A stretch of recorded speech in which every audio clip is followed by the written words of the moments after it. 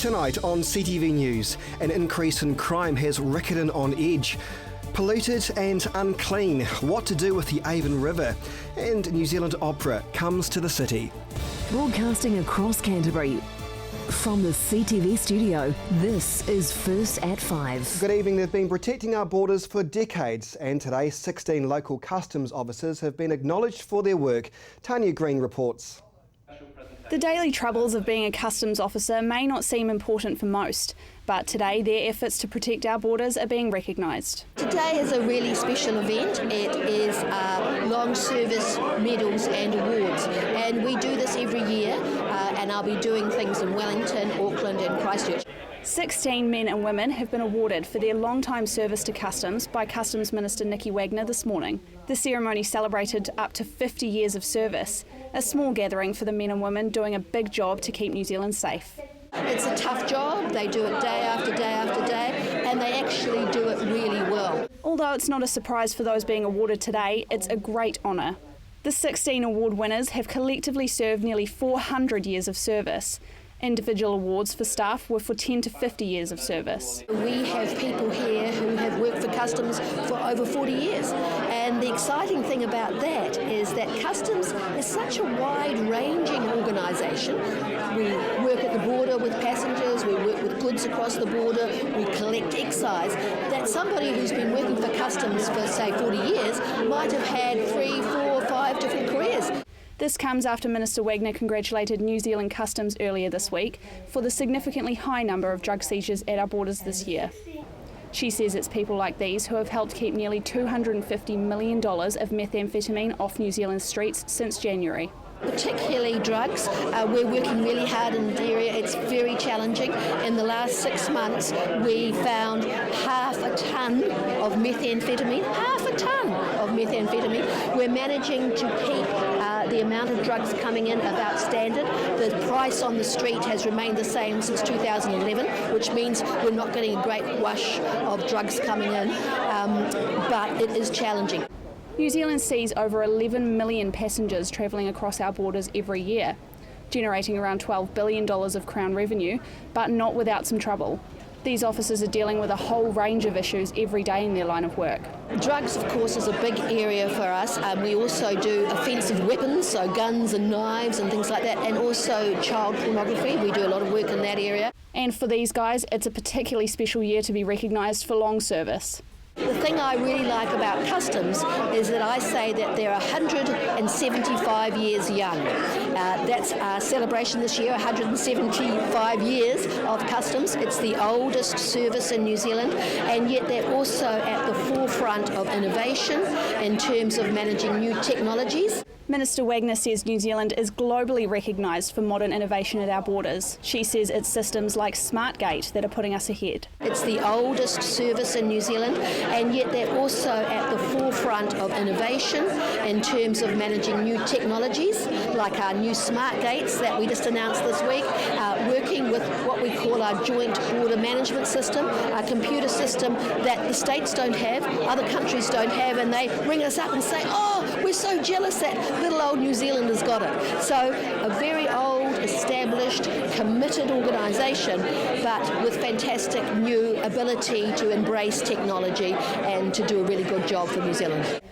Minister Wagner will attend another ceremony to honour more officers in Auckland later this month. Tanya Green, CTV News. A Christchurch man has been remanded in custody on a charge of importing cocaine.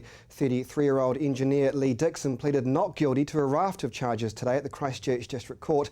Dixon was one of 3 men arrested this month as part of a joint police and customs sting operation. He'll face court again in late September.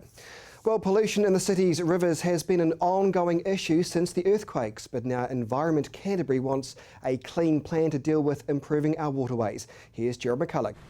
It's been an ongoing issue for years, and Environment Canterbury are urging the council to do more around water quality. The City Council heard from the Canterbury Water Christchurch West Milton Zone Committee about the local body's approach to the stormwater network over the next 3 decades. The underground network is looking to be upgraded to improve waterways and reduce downstream flooding, and the chair of the Christchurch Committee says plans need to be put in place now. If we leave it for 10, 15 years, the cumulative effect of not doing anything in that time would make it more much more expensive, much harder to remedy. The Zone Committee want the council to work with residents throughout the city to educate the public about improving water quality and reducing the amount used before the network project goes ahead. We see engagement with local community groups and individuals as a key player in helping us to reach those targets. They also suggest the council take up a pollution prevention campaign and set performance targets to reduce contamination into the Avon River. Their proposed goal, the Christchurch City Council achieves a 10% reduction into the catchment by 2020 without the first stage of the stormwater network plan going ahead. But the transition into the project can't flow through just yet as skirt works continue around the city. The Christchurch City Council will have to wait before they can do a full assessment of the network and what needs to be done next. However, Rubin says the targets are still achievable, with some of the work with the community organisations already taking place. Over the last few years since Christchurch West Melton's been established, we've made some really strong connections with a lot of the community groups, Avon or Tākaro, for instance, Ehutai Trust, the Hethkit or Pāwaho, as well as a lot of smaller community catchment groups. And we sincerely believe that together we can get buy-in from those communities to help speed up reaching those targets. And other plans are underway in the zones around the region. They need water, they need good, clean, accessible water and good quantity of water. And a lot of the urban community and cultural communities are saying the same thing. And Christchurch Mayor Leanne Dalzell says education is key. I couldn't agree more about engaging the community in the setting of targets, but they have to, as part of that process, accept responsibility that they are part of the solution. And she says it's the simplest of things like washing the car that can make a real difference. And she even had a public service announcement for the residents. When you are washing your cars, can you put them on the berm or can you put them on grass somewhere on your property before you do the washing? And if you can't do that, take them to a place that actually properly disposes of the water. And there's a lot of kids that are doing it as fundraisers, but doing it in an environmentally sensitive way. So there you go, a plug for the cleaning up the stormwater. There's still a long way to go with the project, but it's hoped change will come to keep the water problem flowing in the right direction. Jared McCulloch, CTV News. And still to come here on your local news service, 2 locals win Supreme National Pie Awards.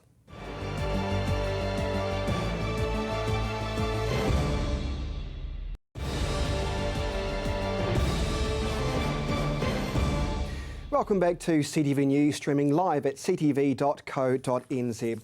Well, it's a tart which has pleasantly surprised judges. A local baker has taken the top prize at the Supreme Pie Awards. Here's Tanya Green. It's a strange combination, but an award-winning idea. This well-known Christchurch bakery has come out on top at the 19th Annual Bakers New Zealand Supreme Pie Awards. And creator Craig Rust is over the moon. We've done Bakery of the Year awards, but never Pie Awards before, so quite exciting. It's a bit out of the ordinary for Divine, typically putting their creative ideas into cakes and desserts. Cakes and Desserts is the company name, so we have a range of tarts anyway. So we do a Pie Awards, we'll enter a tart into the boutique section, so we can do the creative side of it, so that's what we did. Craig says the idea came about just off chance one evening at a neighbourly gathering when wife Janine took notice at the cheese platter and they were away. Janine was having a wine on a Sunday afternoon, and the neighbours brought over a platter and had the blue cheese and the caramelised pears and the walnuts on it. With a glass of wine, she said, "That's a flavour. How do we turn it into a tart?" So Monday's job was turning that platter into a tart. And so really the title of our product should be Sunday's Cheese Platter. The pie is made from caramelised walnut, pear and blue cheese, a recipe Craig says took a lot of experimenting to perfect. We decided if we're going to enter, we'll push the boundaries, and because that's how you win. And so we pushed it, and it was either going to go really, really well or not. And thankfully for us, it worked a treat, so we're taking a punt. It's a long process of trial and error. Craig says they test each stage separately, making lots of test batches to find correct quantities and ratios of ingredients. It's unconventional, but it blew the judges away in the Cafe Boutique category, which judges say had a fierce competition this year. But Craig says he's happy with the comments he received. We did push the boundaries a little bit, but yeah, the judges said to us that it's the best pie they've ever tasted. So it worked. It's first time lucky for Craig. He's never entered into anything like this before. Not bad for a guy who started out as an accountant. Craig says the cafe boutique category brought a lot of competition this year, with many other weird and wonderful flavours on display. The New Zealand Pie Awards, they have the steak and cheese, the mince, the traditionals, and the potato top won the overall Supreme Award. But this one was a creative, and so some of the flavours were interesting. So yeah, I mean, people are becoming a little bit more different with their flavours. Mix it up a little bit, try something new. And it's not just the judges who are impressed. The few lucky Canterburyans who have got the first taste are already wanting more. Well, I dropped some off to some people, and they're just raving about it. It's interesting, they're quietly conservative to start with and go, oh, blue cheese, I don't know if I like it. But they wrap into it and go, actually, we need more. So that's what we want. And now they've got plans for next year's competition. This was the first time, and so we've learned a lot as well. And yeah, we probably would have entered a different category next year because we couldn't go towards the major Supreme Overall Award because the boutique section is just that section, whereas every other section goes toward the Supreme Overall. So next year we'll definitely enter, and we'll definitely enter into the dessert pie. So then we can go for the overall Supreme Pie of the Year as well. But it's still early days to come up with the next great winner dessert. Flavours, no idea yet. Let's see what the Sunday afternoon does next year. But one thing's for sure, this owner can only describe his creation as, well, divine. Tanya Green, CTV News. And from one Supreme to another, an eye surgeon has won a Supreme Award for professional mums. Chelsea Daniels explains. A Christchurch mother has been named the winner of a unique National Business Award. Flyby's Mumtrepreneur of the Year celebrated successful businesses run by mums.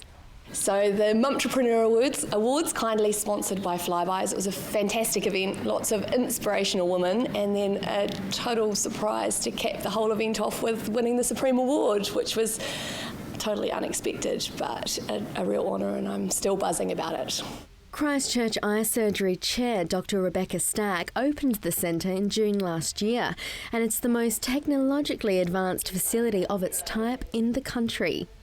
Our aim was to create a centre of excellence, and we think we've achieved that. So we were trying to create a fantastic service for people who are having eye surgery. That was our primary aim, and we wanted to house that in a spectacular facility. So we think we've created a beautiful building, an amazing environment for people to work in, as well as a great centre of excellence for the patients having eye care. Within just 1 year, the Christchurch Eye Surgery has become the top provider of eye care for Canterbury, carrying out the majority of eye procedures in the region. I guess I think I was the vision behind the surgery in the first place. I was the person that sort of had the idea and then got the others together, because it's very much a collaboration. There's 9 of us who are involved. So I came up with the idea, drove the project along, but connected the right people to make it happen. The Flyby's Mumtrepreneur Awards attracted over 130 entrants from all over the country in 6 different categories, with Rebecca taking home the prize for both BNZ Best Product or Service Business, and Rebecca says that she has always grown up encouraged to do her best. But I did go to a school which was all girls, and I think I was always taught that women could do anything, and I've definitely grown up with that support of my family to say you can do anything you want to be and don't let your gender identify you or put barriers in your way. And I think that's a really important message for other women, that just get out there and do it, have good supports around you, but you can do anything you put your mind to. She says that it is tough juggling motherhood and a successful business, but it doesn't come without the rewards. It's fantastic to be able to inspire my children, who are both young girls, to show them that you can have a successful business career and also have a wonderful family and time for your family. It's a constant time pressure, and you have to be well organised and prioritise, but you also have to make sure that you find some time for your family and try and keep those times special. And as the Supreme winner, she wins 40,000 Flyby's points, enough for a technology overhaul at home or return flights and accommodation for an overseas family holiday. So what will she be using them on? Well, my husband was the one who forced me to enter this competition, and he's promised the children, or told them, that if Mummy won, we were going to Disneyland. So I think the points will certainly be going towards a family holiday of some sort. Chelsea Daniels, CTV News. It's the first opera to perform at the newly restored Isaac Theatre Royal, and last night's opening of Madame Butterfly from New Zealand Opera was absolutely fantastic. Chelsea Daniels was there. Well, it's the first time New Zealand Opera has graced our city since the earthquakes, with crowds flocking for the opening of Madame Butterfly at the Isaac Theatre Royal last night. The late lamented Southern Opera was about to do Tosca just before the first earthquake, and then they postponed it to just before the second earthquake, and then it went to it as well. So, yeah, it's been a long time. The Isaac Theatre Royal suffered extensive damage in the Canterbury earthquakes, going through a near $40 million restoration to bring it back to its former glory. And Stewart says that the theatre has still kept its incredible acoustics. I have to say, I think the acoustics are extraordinary.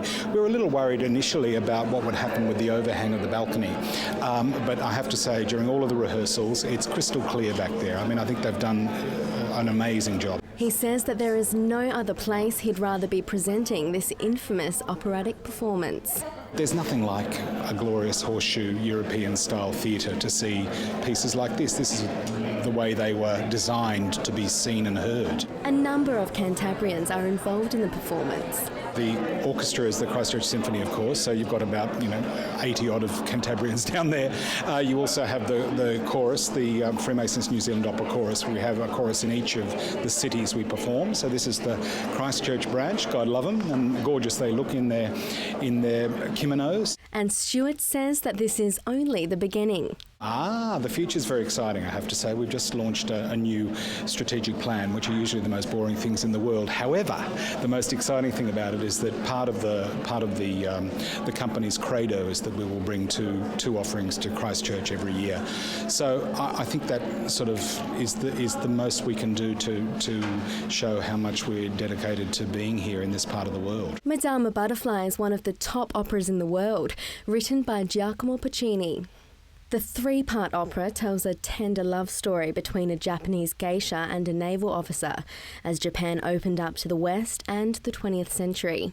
Stewart says it's definitely an experience not to be missed. It's the sort of opera that you can be really proud to present, and I defy an audience not to come along and be moved by it. There's this young girl that starts as a sort of optimistic creature and then is just in the depths of despair at the end. It's the most heartbreaking story, and joyous in that way, if it can be heartbreakingly joyous, but it is. Madama Butterfly is playing at the Isaac Theatre Royal with its last show on August the 1st. Chelsea Daniels, CTV News. And still to come here on CTV News, sport and your region's weather.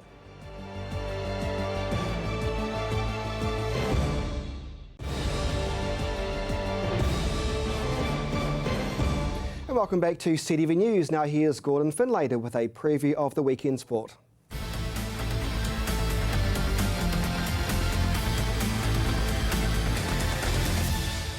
A winner will be crowned this weekend with Christchurch's Metro Rugby competition down to the final two. Hawkins Cup winners Lincoln University will look to do the double and add the Hawkins Trophy to their cabinet when they take on Christchurch at Rugby Park this Sunday. Lincoln will go into the match as favourites, coming into the weekend unbeaten in 2015, the only blemish on their record a draw against Marist Albion. Christchurch, on the other hand, got to this year's final after just sneaking into the top 6 trophy competition, but will be pleased with their late season form and will be buoyed with the return of an established Crusader and All Black to their side. After not making the trip to South Africa with the All Blacks, flanker Matt Todd has become eligible to turn out for his club side, and Christchurch will be hoping he can help turn the odds in their favour. Kick-off on Sunday is at 3 p.m. from Rugby Park. However, if you can't make it to the game, we've got you sorted with coverage of the match screening right here on CTV Tuesday evening at 7:30. Well, earlier in the week, Canterbury Cricket announced their 14 contracted players for the upcoming summer, and one well-established name looks set to become the province's most capped player. Captain Peter Fulton has signed on for his 16th season, and after playing his 100th first-class game for Canterbury earlier in the year, he now looks set to pass Paul McEwen's record of 103. Missing from last year's squad are Neil Broom and Brendan Diamante, who have both moved on to pastures elsewhere, while young opening batsman Leo Carter has been rewarded for his promising displays over the past 12 months, securing a contracted spot. Another promising side for the region is that 12 of the 14 players have all come through the Canterbury ranks from an under-19 level. The news of the contracted players comes on the back of the announcement that Shane Bond will return to the Canterbury coaching staff for the side's 2020 competition, joining head coach Gary Stead and assistant Brendan Donkers. And finally tonight, the UC Championship continues this weekend, with Saturday's feature game seeing St Thomas's host Lincoln High School. Both sides will be playing for pride, with the playoff picture now out of the sight for either team. Kick-off on Saturday is at 2:45, and as always, you can see the match right here on Sunday at 12:30. You're up to date with the latest in local sport. I'm Gordon Findlater for CTV Sport.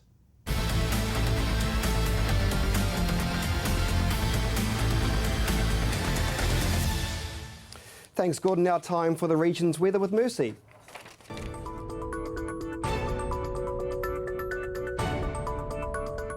Kia ora Canterbury. Well, it was a fine sunny day for most places around the region with high cloud present, but let's take a look at today's highs. Looking to Temuka and Geraldine first, 14 degrees for both of you and 13 there for Timaru. Taking a look to central Canterbury now, 14 degrees for Christchurch today, a little bit cooler though for Akaroa, Leeston, Ashburton, Methven and Darfield on 13 degrees. Taking a look further north now, Kaikoura, 14 degrees for you, Cheviot, Amberley and Rangiora, 13 degrees there for Hanmer Springs and Oxford. Taking a look over to the Alpine region now, 12 degrees for Lake Tekapo there and 9 degrees for Arthur's Pass. Let's take a look at tomorrow's weather for the major centres. Timaru, your Saturday is looking good. Sunshine for you with a few light northeasterly winds, 14 degrees for your high and 5 for your morning. Taking a look now to Ashburton, a similar picture here but a bit of high cloud for your evening, northeasterly winds coming through as well. Looking to the Garden City, 14 degrees for you too, but we are seeing 8 degrees for your morning, northeasterly winds and sunny skies. And over to Kaikoura, sunshine for you as well, but a little bit cooler on 12 degrees. Let's take a look at tomorrow's weather for the other areas now. Taking a look, Temuka and Geraldine, 16 degrees for both of you, pretty warm and a few northwesterly winds breezing through for Twizel.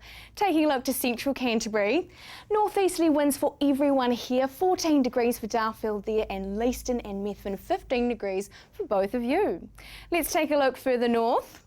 14 degrees there for Hanmer Springs, Colverton and Cheviot. A little bit warm for Amberley on 15 degrees. Northeasterlies for everyone here and a few northerlies down there. Now taking a look to the Alpine region, northwesterly winds for everyone and 13 degrees there for Lake Tekapo.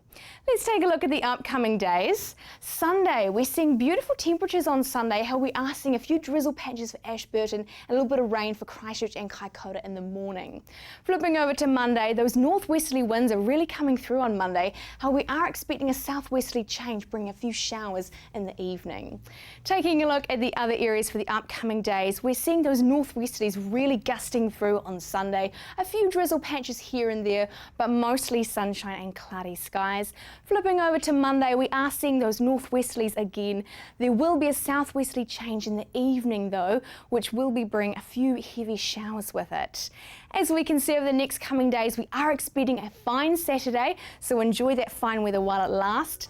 Monday and Sunday, we are expecting a little bit of drizzle for Sunday and Monday, a bit of heavy rain. So I hope you all have a wonderful weekend, and before I go, a big shout out to Rolleston Primary School who have been closely studying and watching CTV weather reports. Very nice, Mercy. Hello, Rolleston School. And that is CTV News for Friday. Have a great weekend.